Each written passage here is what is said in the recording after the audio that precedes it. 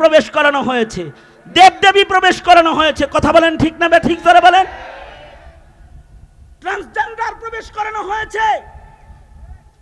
চারিত্রিক গুণাবলীর মানুষকে পশুর চাইতে জঘন্য বানানোর জন্য ট্রান্সজেন্ডার মতবাদ মানুষের সামনে হাজির করা হয়েছে।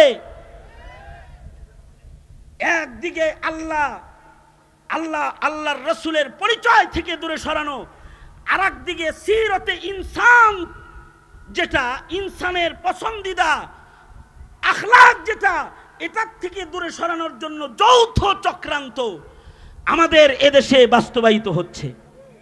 আমি বলবো, আগামী সরকার গঠন হবে, তোমার সন্তানকে রসুল চিনানোর পূর্ণ প্রস্তুতির সরকার গঠন। আগামীর নির্বাচন হবে তোমার সন্তানকে আল্লাহ চিনানোর নির্বাচন। আগামীর নির্বাচন হবে তোমার সন্তানকে ইসলাম ধর্মের পরিচয় শিক্ষা দেবার নির্বাচন।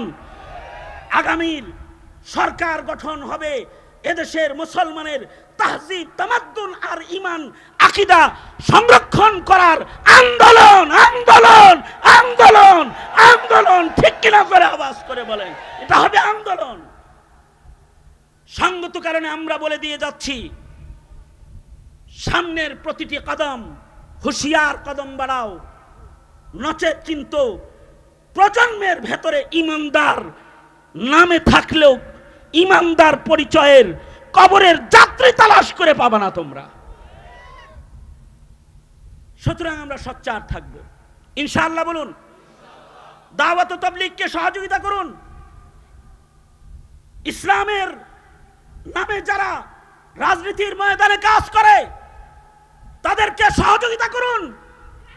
ঐক্যের প্ল্যাটফর্মে আসুন এবং এই দেশে কোরআনের রাজ কায়েম করে 17 কোটি মুসলমানের ঈমান, ইসলাম, তাহজিব, তামাদ্দুন গঠন করার দায়িত্ব ভূমিকায় অবতীর্ণ হন। এটা সময়ের দাবিতে পরিণত হয়েছে। আমি ধন্যবাদ জানাই ওই সকল বৈষম্য বিরোধী ছাত্র আন্দোলনের ছেলেদেরকে যারা এই কোনাবাড়ির মাটিতে মাহফিলের ইন্তজাম করেছে।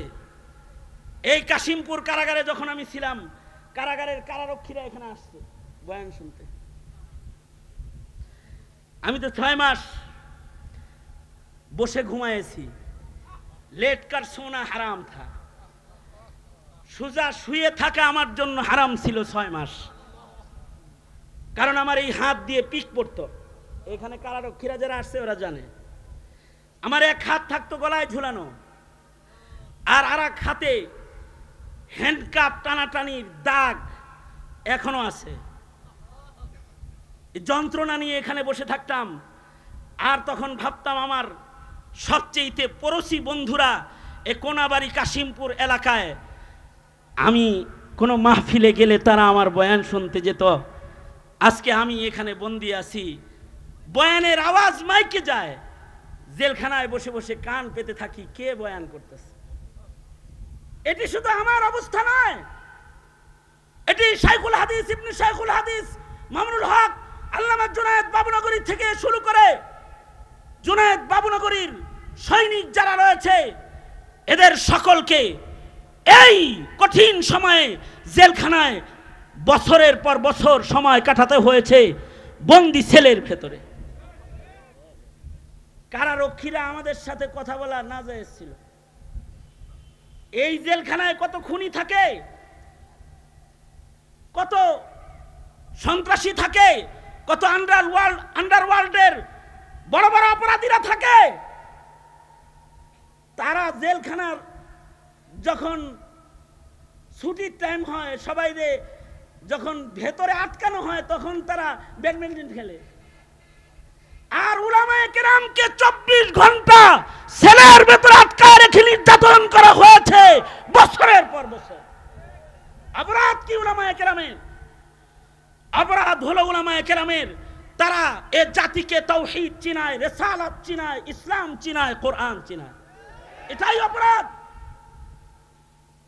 সুতরাং এ জাতি সতর্কতা লাগবে। এই ছাত্র জনতা যারা মাহফিলের মাধ্যমে কিছু তাওহীদের আলোচনা, কিছু রিসালাতের আলোচনা আপনাদের কানে দেওয়ার প্রয়াস যারা করেছে তাদের উত্তর উন্নতি কামনা করছি।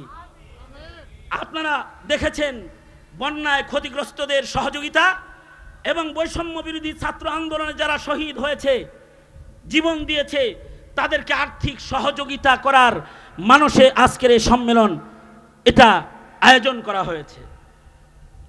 তাই ওদের সাথে একাত্মতা ঘোষণা করে আমি দুয়ার পূর্বে আপনাদের কাছে একটু ব্যাগ ভলেন্টিয়ার পাঠাইতে চাই। আপনারা ওদের এই সুউদ্যোগ, ক্ষতিগ্রস্ত মানুষের পাশে দাঁড়িয়ে মানবতার কল্যাণে মানবিক আদর্শ যেটা তারা বাস্তবায়ন করতে চায়, এর সাথে দুয়ার আগে আপনারা একটু সামিল হইবেন। রাজি আছেন না ইনশাআল্লাহ? আপনারা ওদের পক্ষে না বিপক্ষে? ওরা কোরআনের কথা বলতে চায়, কোরআন শোনাইতে চায়, পক্ষে না বিপক্ষে? ওরা মজলুমের পাশে দাঁড়াতে চায়, ক্ষতিগ্রস্তদের পাশে দাঁড়াতে চায়, আপনারা পক্ষে না বিপক্ষে? কারা কারা পক্ষে আছেন হাত তোলেন, ধন হাত তোলেন, সোজা করেন, মোট করেন, জোরে বলেন বিসমিল্লাহ। আর একটু আস্তে করে কোন বিসমিল্লাহ, জোরে আওয়াজ করে বলেন বিসমিল্লাহ। এবার পকেটে হাত দেন, যার পকেটে যা আছে বাইর করেন। আর ছাত্র ভলেন্টিয়াররা তোমরা একটু 5 মিনিটের ভেতরে একটু চক্কর লাগায় দাও। এই চক্করটা শেষ হয়ে গেলেই আপনাদেরকে নিয়ে ইনশাআল্লাহ আখেরি মুনাজাতের দিকে চলে যাব।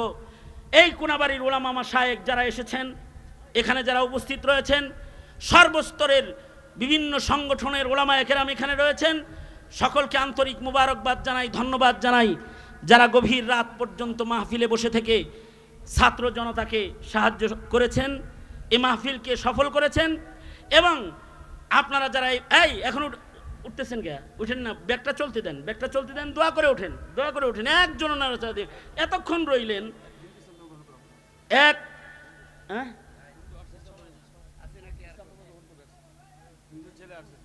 আসো আসো আসো, তাড়াতাড়ি আসো।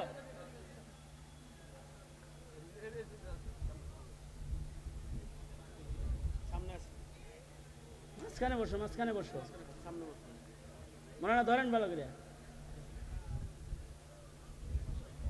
বলো আমার সাথে, লা ইলাহা ইল্লাল্লাহু মুহাম্মাদুর রাসূলুল্লাহ আশহাদু আল্লা ইলাহা ইল্লাল্লাহ ওয়া আশহাদু আন্না মুহাম্মাদান আবদুহু ওয়া রাসূলুহু। সে এখন থেকে আপনাদের ভাই, কালেমা পড়ে মুসলমান হলো। তুমি সবাই সালাম দাও।